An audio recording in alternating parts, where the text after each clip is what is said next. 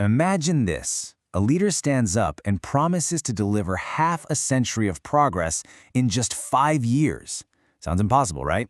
Well, in the 1950s, that was the incredible pledge made to the people of Brazil, a country just dreaming of becoming an industrial powerhouse.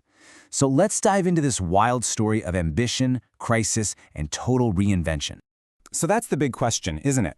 How on earth could a country make that kind of monumental leap in such a tiny window of time? As we're going to see, this wasn't just some catchy political slogan.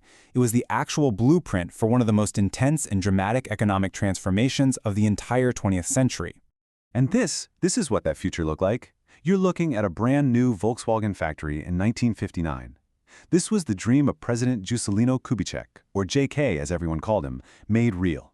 You've got cars rolling off assembly lines, smokestacks on the horizon, a modern Brazil being built right before your eyes, all fueled by one very powerful idea. All right, so that powerful idea, it got a name.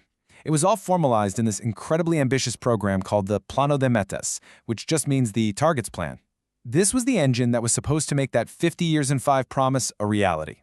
And this simple phrase, 50 años en cinco, it just took off. It became this national rallying cry. It perfectly captured the feeling of the time, this mix of optimism and pure impatience from a country that felt like it had been left behind and was absolutely determined to catch up. So, what was the theory behind all this? It was a philosophy called desenvolvimentismo. The core idea was actually pretty simple. The government believed it couldn't just wait around for the private sector. It had to jump in, take the wheel, and push the country to industrialize at full speed to finally break out of the underdevelopment trap. And boy, did they put their money where their mouth was. What's so fascinating here is you could see exactly what their priorities were. Over 71%, almost 3/4 of the plan's massive investments, went straight into energy and transportation. Why? Because those were the historical bottlenecks, the things that had always held Brazil's economy back. They were building the foundation first. And the results? Honestly, they were stunning. This chart tells the whole story.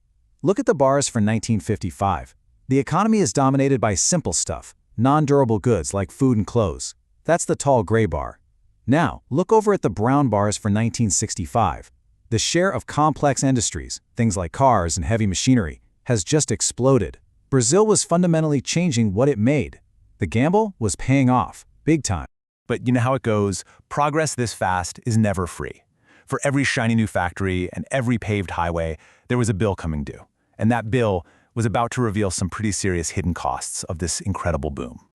First, let's just acknowledge the success, because it was real. This graph shows you Brazil's GDP growth. Just look at those bars for the late 1950s. The economy was absolutely on fire. We're talking growth hitting between 8 and 11% a year. I mean, those are numbers most countries today can only dream of. And here's the catch. How'd they pay for all this? Well, a huge part of the answer was just printing more money, especially to build the futuristic new capital city, Brasilia. This slide shows the inevitable result. When you just flood the economy with cash, the value of that money drops. And that's inflation. As you can see, it started to climb, and then it started to spiral. And that's not all. On top of the inflation problem, Brazil was borrowing heavily from other countries. You can see the foreign debt, that's the solid brown line, just shooting up by 50% during this period. So you've got this amazing growth, but it's all built on a really shaky foundation of rising inflation and tons of foreign debt. It was a ticking time bomb. So this all came to a head in 1959. The government had a choice to make. The IMF was telling them, hey, you guys need to tighten your belts, get things stable, which would have meant a recession. The other option was to just keep the pedal to the metal. JK chose growth. He basically told the IMF thanks, but no thanks, and kept that development engine roaring, effectively passing the massive bill to whoever came next. Well, that bill we talked about, it arrived. And it arrived with a vengeance. The economic problems left over from the boom years quickly spiraled out of control, sparking a period of intense political crisis and just utter chaos. The whole country just got torn in two, and you can see that political divide perfectly in these two guys. On one side, you've got Jânio Quadros, who won the presidency as a conservative, anti-corruption crusader. His symbol was literally a broom. And on the other side, his own vice president, João Goulart, a left-leaning populist. You could not have picked two more different people. It was an absolutely explosive combination. And from there, things just completely unraveled. And I mean fast. Let's just walk through this crazy timeline. In August 61, President Quadros just resigns, out of nowhere after only 7 months. So Goulart takes over, but the conservatives weaken his powers. By early 63, his big plan to fix the economy is a total failure. A year later, March 1964, inflation's hitting almost 90%, and the military rolls in. The democratic experiment was over. What came next was a total reset, an authoritarian reset. The new military regime didn't just want to manage the crisis. They wanted to rip up the old economic playbook and start over from scratch. In this image, it says it all. Tanks rolling through the streets of Rio. The message was loud and clear. The era of populist promises and chaotic growth was finished. A new, much harsher approach was here to impose order. The new government's plan was called the PAEG, and it wasn't just a tweak here or there, it was a sweeping overhaul. You can see from this table, they went after everything. They modernized the financial system, creating a real central bank. They changed the labor laws. They totally revamped the tax system. And they reopened the country to foreign money.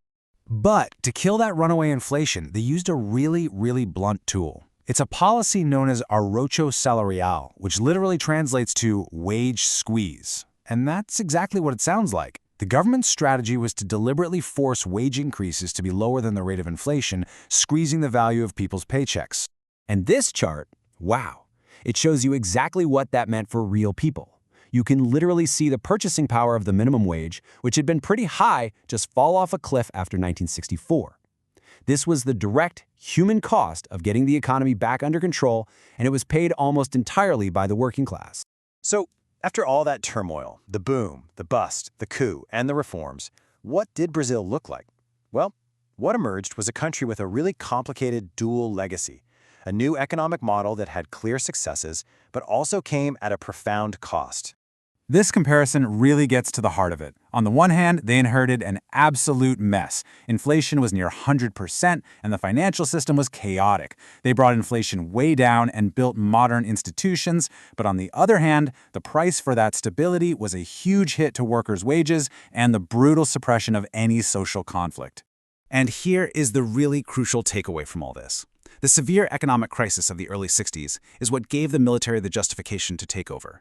And their authoritarian reforms, they essentially tidied up the house. They were incredibly harsh, yes, but they created the modern institutional framework that, ironically, paved the way for Brazil's next massive boom, the so-called economic miracle.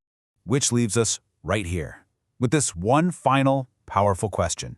From that dizzying, optimistic dream of 50 years and 5, all the way to the harsh, authoritarian reset, a modern Brazilian economy was definitely forged. But looking back at that whole wild journey, you just have to ask, what was its ultimate price?